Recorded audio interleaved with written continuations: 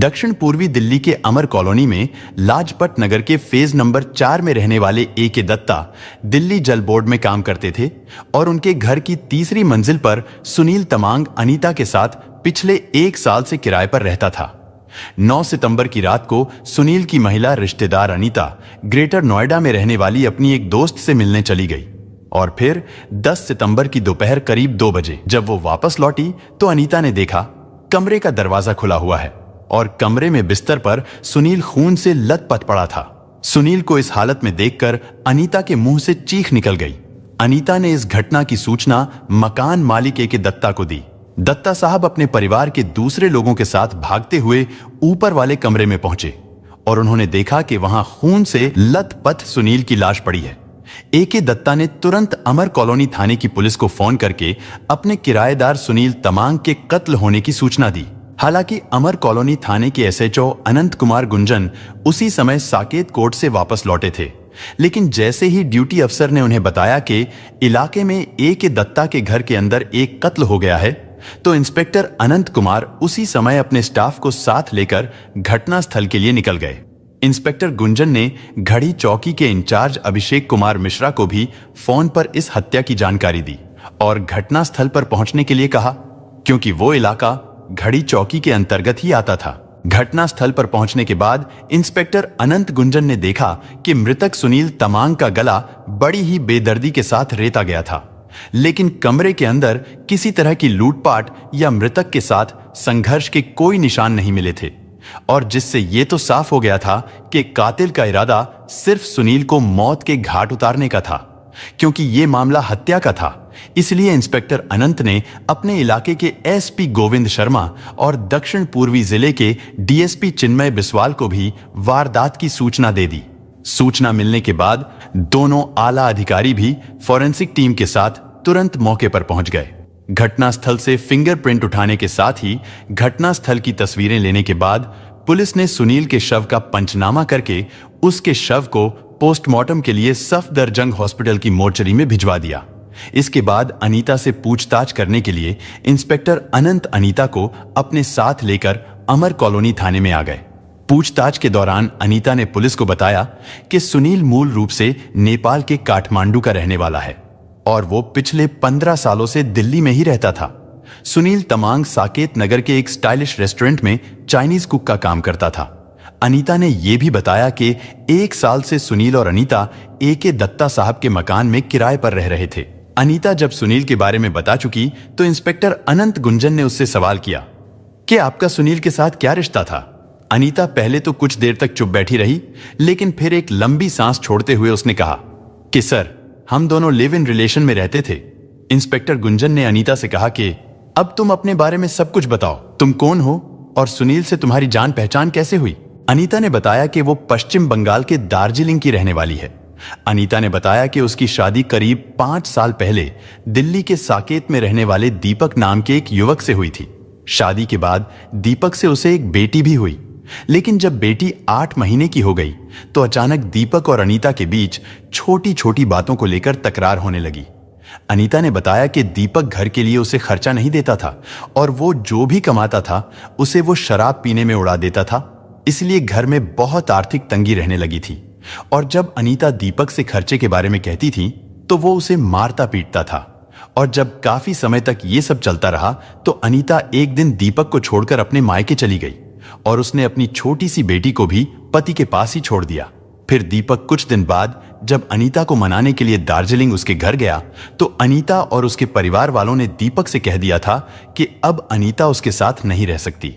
इसके बाद दीपक अपने घर वापस चला आया और इसके बाद दीपक खुद ही अपनी नन्ही सी बेटी को पालने लगा। इधर अनीता भी साधारण से परिवार की लड़की थी। कुछ दिन तक तो सब ठीक चलता रहा, लेकिन बाद में उसे लगने लगा था कि वो अपने परिवार पर बोझ बनती जा रही है। हालांकि अनीता दार्जिलिंग में भी कई रेस्टोरेंट में नौकरी कर चुकी थी, इसलिए अनीता काम की तलाश में इस हत्याकांड से 2 साल पहले फिर से दिल्ली आ गई थी। दिल्ली में कालिंगपुंग इलाके की कई लड़कियां रहती थीं। 1-2 महीने तक तो अनीता अपनी उन्हीं जान पहचान वाली लड़कियों के साथ रहकर काम तलाश करने लगी और इसी दौरान उषा नाम की उसकी एक सहेली ने अनीता को साकेत के एक रेस्टोरेंट में नौकरी दिलवा दी और सुनील तमांग भी उसी रेस्टोरेंट में ही कुक का काम करता था। और फिर कुछ ही दिनों में इन दोनों की दोस्ती हो गई। इसके बाद वो दोनों एक दूसरे की तरफ आकर्षित होने लगे। सुनील उन दिनों साकेत में ही फ्लैट किराए पर लेकर रहता था और जब उसे ये पता चला कि अनीता के पास रहने के लिए कमरा नहीं है तो उसने अनीता से कहा कि वो एक दोस्त के नाते अगर चाहे तो उसके साथ रह सकती है। इसके बाद अनीता ने सुनील के साथ उसके फ्लैट पर आकर रहना शुरू कर दिया और फिर धीरे धीरे उन दोनों के बीच शारीरिक संबंध बनने शुरू हो गए और फिर दोनों ने जल्द ही एक दूसरे को लिव इन पार्टनर के रूप में स्वीकार कर लिया। हालांकि बाद में अनीता ने किसी बात को लेकर रेस्टोरेंट मैनेजमेंट से अनबन होने के कारण सुनील वाले रेस्टोरेंट की नौकरी छोड़ दी थी। लेकिन इस नौकरी को छोड़ने के बाद अनीता ने एक इवेंट मैनेजमेंट कंपनी ज्वाइन कर ली। ये कंपनी लेट नाइट पार्टियों में लेडीज वेटर और वेलकम गर्ल मुहैया कराने का काम करती थी और ये नौकरी अनीता को बहुत पसंद आई। फिर कुछ दिनों बाद सुनील ने अपना साकेत वाला फ्लैट छोड़ दिया और वो अमर कॉलोनी इलाके में दत्ता साहब के यहां आकर रहने लगा। अनीता भी सुनील के साथ इसी फ्लैट पर आकर रहने लगी और जब दत्ता साहब ने सुनील से अनीता के बारे में पूछा था तो सुनील ने अनीता को अपनी पत्नी बताया, क्योंकि आजकल लड़के लड़कियों का लिव इन रिलेशन में एक साथ रहना कोई नई बात नहीं है। इसलिए इंस्पेक्टर आनंद गुंजन ने भी इस बात को नजरअंदाज कर दिया। लेकिन फिर भी उन्होंने अनीता से यह जरूर पूछा कि सुनील के परिवार में और कौन कौन है। अनीता ने सिर्फ इतना ही बताया कि 15 साल पहले जब सुनील नेपाल से दिल्ली आया था वो उसके बाद से आज तक वापस अपने घर नहीं गया था। और अनीता ने जब सुनील से उसके परिवार वालों के बारे में पूछा था तो उसने यही बताया था कि उसकी मां हिमाचल प्रदेश की रहने वाली है और उसके पिता की मौत हो चुकी है। लेकिन हिमाचल प्रदेश में सुनील की मां कहां रहती है इस बारे में सुनील ने कभी कुछ नहीं बताया था। और फिर सुनील से जुड़ी सभी जानकारी जुटाने के बाद इंस्पेक्टर अनंत गुंजन ने अब अनीता से वो सवाल पूछने शुरू किए जो बार बार उनके मन में उभर रहे थे। इंस्पेक्टर गुंजन ने सवाल किया कि मिस अनीता, अच्छा ये बताइए, आप अचानक 9 तारीख की रात को अपनी सहेली से मिलने क्यों चली गई थी?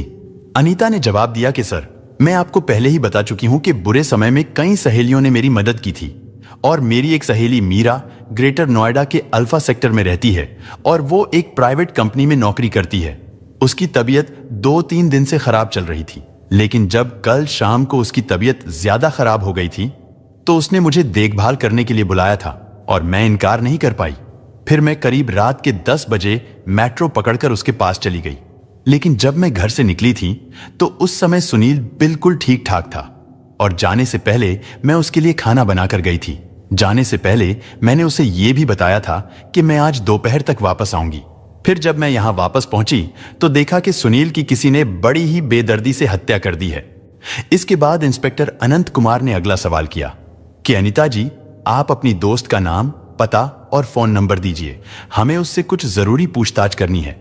इसके बाद इंस्पेक्टर अनंत गुंजन ने उसी दिन अनीता की शिकायत पर अनजान लोगों के खिलाफ अमर कॉलोनी थाने में धारा 302 और 294 लगाकर हत्या का मुकदमा दर्ज कर लिया। इसके बाद इस केस की जांच के लिए एसीपी गोविंद शर्मा ने इंस्पेक्टर गुंजन के नेतृत्व में एक टीम गठित कर दी, जिसमें सब इंस्पेक्टर अभिषेक Kumar Mishra, sub inspector Ishwar Singh, R S. Dagar, ESI Jagdish, head constable Rajesh Rai, Ajay और सज्जन भी इस टीम में शामिल थे। सबसे पहले इस टीम ने दत्ता साहब के घर के आसपास लगे सभी सीसीटीवी कैमरा की फुटेज को चेक किया, क्योंकि उन्हें लग रहा था कि जो भी व्यक्ति सड़क पर उतरने वाले जीने से तीसरी मंजिल पर गया होगा वो किसी ना किसी कैमरे में जरूर कैद हुआ होगा। लेकिन शायद ये पुलिस का दुर्भाग्य ही था कि उस इलाके में जितने भी सीसीटीवी लगे थे या तो वे खराब हो गए थे या फिर वो उस समय काम नहीं कर रहे थे। यानी जांच के लिए उठाए गए पहले ही कदम पर पुलिस के हाथ निराशा लगी थी। जांच अधिकारी इंस्पेक्टर अनंत गुंजन एक बात तो स्पष्ट तौर पर समझ गए थे कि जिसने भी सुनील तमांग की हत्या की है उसका मकसद केवल सुनील की हत्या करना ही था, क्योंकि घर में किसी भी तरह की कोई भी लूटपाट नहीं हुई थी। इधर सुनील की पोस्टमार्टम रिपोर्ट भी आ चुकी थी। पोस्टमार्टम रिपोर्ट से पता चला कि सुनील की हत्या सुबह 4 बजे से 5 बजे के बीच हुई थी और इसका मतलब था कि कातिल जो भी था सुनील उसे जानता था, क्योंकि रात के समय में किसी जानने वाले के लिए ही दरवाजा खोला जा सकता है और इसीलिए घर में ना तो जबरन घुसने और ना ही लूटपाट के कोई निशान थे। और सबसे बड़ी बात यह थी कि सुनील तमांग का मोबाइल भी उसके शव के पास से ही बरामद हुआ था, जिससे पुलिस को लगा कि शायद सुनील का किसी से कोई लेन देन का विवाद चल रहा हो या फिर कोई ऐसी दुश्मनी हो जिसके चलते उसकी हत्या कर दी गई हो। लेकिन हैरानी की बात यह थी, जब पुलिस ने अनीता से इस बारे में पूछताछ की तो उसने सुनील की किसी के साथ दुश्मनी या लेन देन के विवाद से साफ इनकार कर दिया। और अब अनीता ही एकमात्र ऐसी शख्स थी जो सुनील की जिंदगी में सबसे ज्यादा करीब थी। और फिर घटना वाली रात को भी अनीता का घर से अपनी सहेली के घर चले जाना इंस्पेक्टर गुंजन को कुछ खटक रहा था। इसीलिए उन्होंने अपनी टीम को 3 हिस्सों में बांट दिया और सबको अलग अलग काम सौंप दिए। एक टीम को उन्होंने सुनील तमांग और अनीता के मोबाइल की कॉल डिटेल्स खंगालने पर लगा दिया और दूसरी टीम के द्वारा उन्होंने ग्रेटर नोएडा से अनीता की सहेली मीरा को अमर कॉलोनी थाने में बुलाया। इंस्पेक्टर अनंत गुंजन ने मीरा से उसके घर पर 9 सितंबर को अनीता के आने के बारे में कुछ सवाल पूछे तो मीरा ने यही बताया कि उसकी तबीयत कई दिनों से खराब थी। मीरा ने बताया कि उस दिन दोपहर के बाद से ही उसकी तबीयत ज्यादा खराब थी और क्योंकि अनीता उसकी करीबी दोस्त है तो इसलिए उसने अपनी देखभाल के लिए अनीता को अपने पास आने के लिए कहा था। मीरा से की गई पूछताछ में पुलिस को अनीता के बारे में ऐसी कोई जानकारी नहीं मिली जिससे उस पर कोई शक किया जा सके। लेकिन एक बात ऐसी थी जिसके कारण पुलिस अनीता पर शक कर रही थी, क्योंकि अनीता ने पुलिस को बताया था कि वो करीब 9:30 बजे से 10 बजे के बीच अपनी सहेली के घर जाने के लिए निकल गई थी। लेकिन जब पुलिस ने अनीता के मोबाइल की CDR रिपोर्ट निकलवाई थी तो उसमें अनीता के मोबाइल की लोकेशन रात के करीब 11:30 बजे तक वो अमर कॉलोनी में अपने मकान पर ही मौजूद थी। इंस्पेक्टर गुंजन ने अनीता से जब इसके बारे में सवाल किया तो वो कुछ संतोषजनक जवाब नहीं दे पाई। लेकिन उसने इंस्पेक्टर गुंजन को रात 12 बजे से लेकर सुबह के करीब 4 बजे तक व्हाट्सएप पर सुनील के साथ हुई चैटिंग के कुछ ऐसे सबूत दिखाए कि इंस्पेक्टर गुंजन को अनीता पर अपने शक की बुनियाद अब खिसकती नजर आने लगी थी। और फिर पुलिस की एक टीम को इंस्पेक्टर गुंजन ने दत्ता साहब के मकान की पहली और दूसरी मंजिल पर रहने वाले किराएदारों से पूछताछ करने को कहा। लेकिन उन लोगों से पूछताछ करने पर भी कोई सुराग नहीं मिला, क्योंकि सबने यही बताया था कि सुनील और अनीता के रिश्ते आपस में बहुत अच्छे थे। वो दोनों एक दूसरे से बहुत प्यार करते थे। लोगों ने बताया कि उन दोनों के बीच कभी कोई झगड़ा या एक दूसरे को नाराज होते हुए नहीं देखा था। यानी अब अगर अनीता के घर से निकलने के समय को छोड़ दिया जाए तो इसके अलावा ऐसी कोई बात नहीं थी जिससे अनीता पर शक किया जा सकता था। लेकिन पुलिस को ट्रेनिंग के दौरान यह भी सिखाया जाता है कि जब तक शक का कांटा पूरी तरह से ना निकल जाए तब तक तफ्तीश जारी रखो। इंस्पेक्टर गुंजन ने अनीता को छोड़कर अब सारा ध्यान उसके मोबाइल की CDR पर लगा दिया। इसके बाद सब इंस्पेक्टर अभिषेक मिश्रा ने अनीता के पिछले 3 महीने की कॉल डिटेल्स खंगालनी शुरू की तो उसमें 3 ऐसे नंबर मिले जिन पर पिछले कुछ दिनों से अनीता की दिन में भी और रात में भी कई बार बात होती थी और इन नंबरों पर काफी लंबी लंबी बातें होती थीं।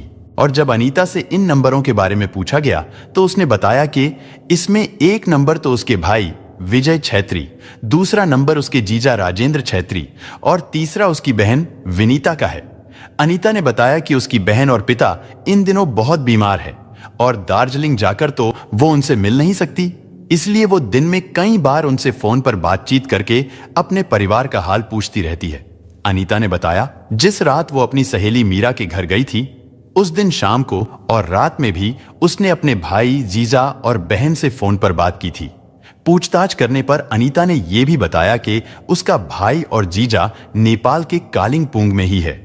लेकिन न जाने क्यों इंस्पेक्टर अनंत गुंजन का शक अनीता पर से हट नहीं रहा था, इसलिए उन्होंने सब इंस्पेक्टर अभिषेक मिश्रा से कहकर अनीता के भाई विजय, जीजा राजेंद्र और बहन विनीता के मोबाइल की CDR डिटेल्स निकलवाई।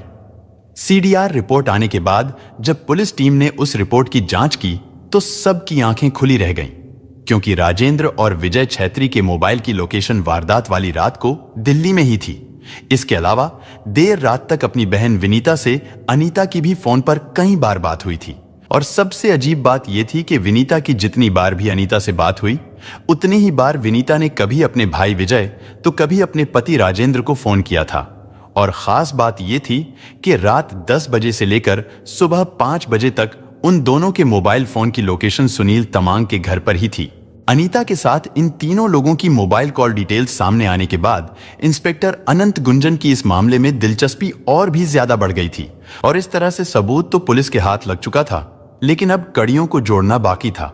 और इंस्पेक्टर अनंत गुंजन समझ गए थे कि सुनील की हत्या में राजेंद्र और विजय छेत्री का ही हाथ है।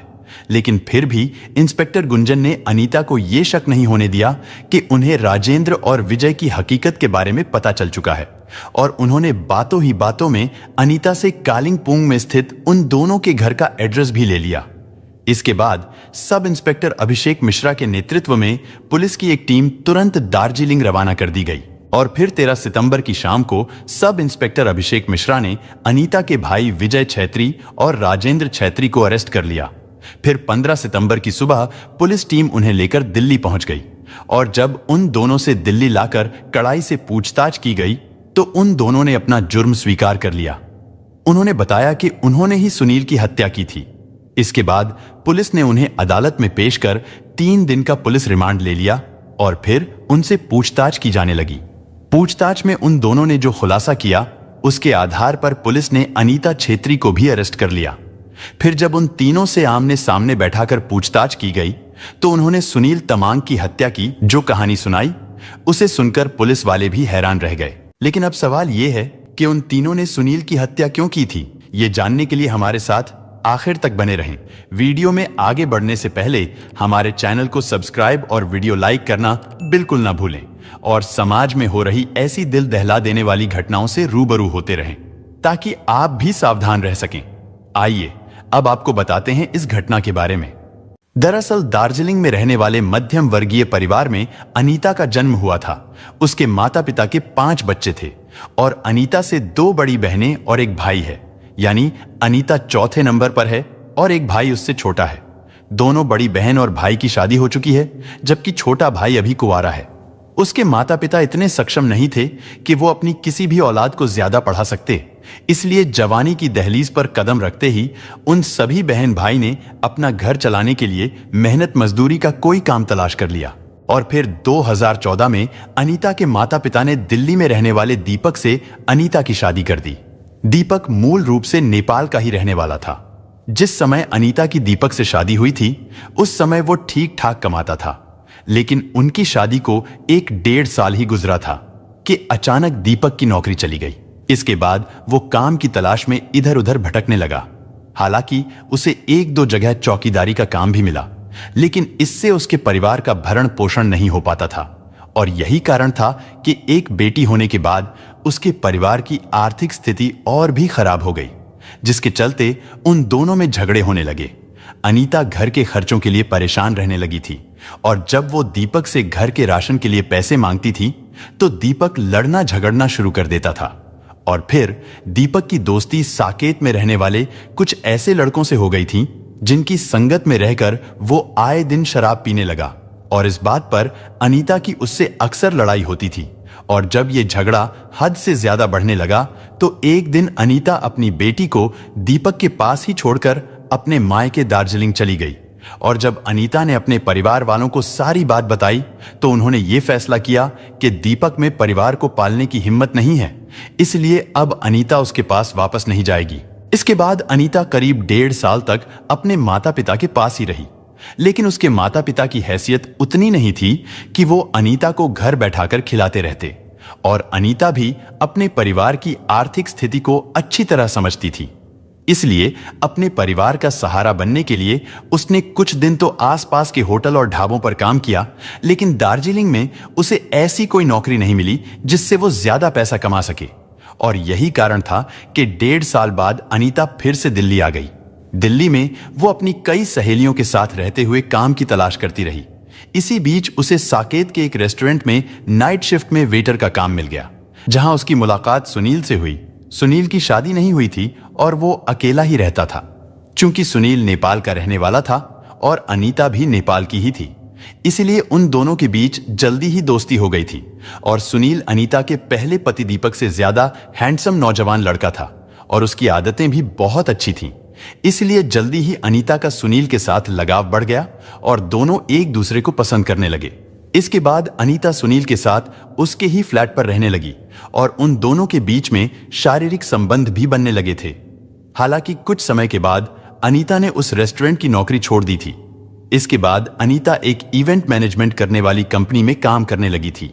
इसी दौरान अनीता की दोस्ती कई लड़कों से हो गई जो उस पर दिल खोलकर पैसा खर्च करते थे। और फिर अनीता ने सुनील से साफ कह दिया था कि अब वो उसके साथ नहीं रहना चाहती है, यानी अब हम दोनों के रास्ते अलग अलग हैं। लेकिन सुनील अनीता को दिलो जान से प्यार करने लगा था और वो उसके बिना जीने की कल्पना भी नहीं कर सकता था। लेकिन अनीता अब सुनील से छुटकारा पाना चाहती थी, क्योंकि सुनील से अनीता का लगाव हर दिन कम होता जा रहा था। लेकिन सुनील उसे अपने साथ जबरन रखने की कोशिश करता था, जिसकी वजह से सुनील के प्रति अनीता के दिल में नफरत और गुस्सा बढ़ने लगा था।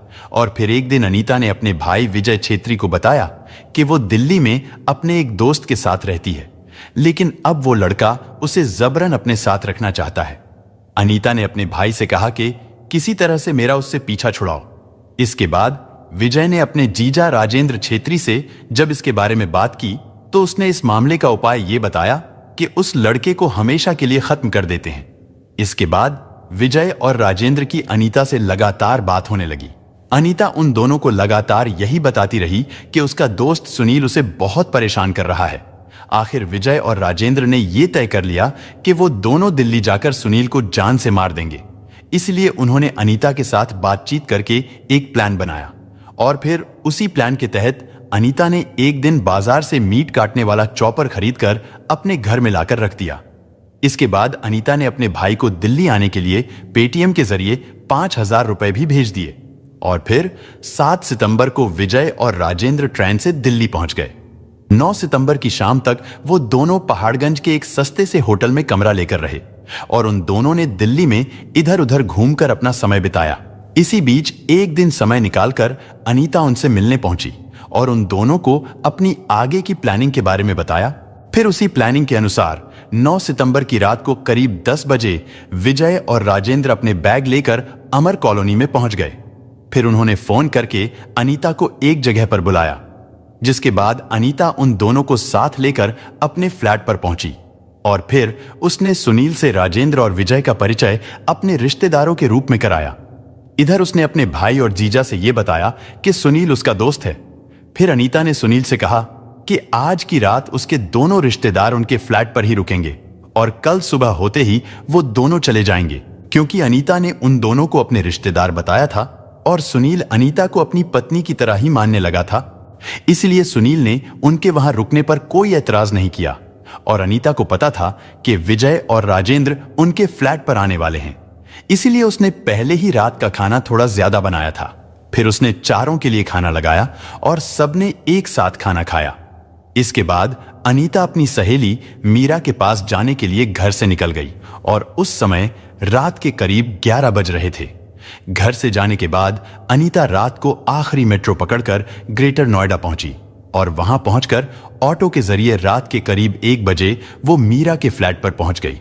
मीरा के घर जाने के बाद भी वो रात 4 बजे तक सुनील के साथ व्हाट्सएप पर चैटिंग करती रही और इसी दौरान बीच बीच में वो अपनी बहन विनीता से भी बात करती रही, क्योंकि उनके बीच ये तय हुआ था कि जिस समय अनीता अपने फ्लैट से निकल जाएगी तो उसके बाद विजय और राजेंद्र उससे बात नहीं करेंगे, बल्कि अनीता पहले अपनी बहन विनीता से बात करके उसे बताएगी कि वो अपनी सहेली के घर पहुंच गई है या नहीं। हालांकि विनीता को इस बारे में कुछ भी नहीं पता था कि आखिर दिल्ली में हो क्या रहा है। वो तो बस अनीता के कहने पर राजेंद्र को फोन करके वैसा ही बोलती रही जैसा बोलने के लिए अनीता उससे कहती रही थी और सारी रात यही सब चलता रहा। लेकिन इधर सुनील अनीता के साथ व्हाट्सएप पर चैटिंग करते करते थक गया था और उसे नींद आने लगी थी, इसीलिए उसने अपना फोन बंद कर दिया और वो सो गया। इस बीच विजय और राजेंद्र सोने का नाटक करते रहे और जब दोनों को यकीन हो गया कि सुनील अब गहरी नींद सो गया है तो वो दोनों रसोई में गए और वहां से मीट काटने वाला चॉपर निकाल कर लाए, जहां अनीता उसे छुपा कर गई थी और विजय को उस चॉपर के बारे में बताकर गई थी, क्योंकि अब सुनील तो गहरी नींद में सोया हुआ था।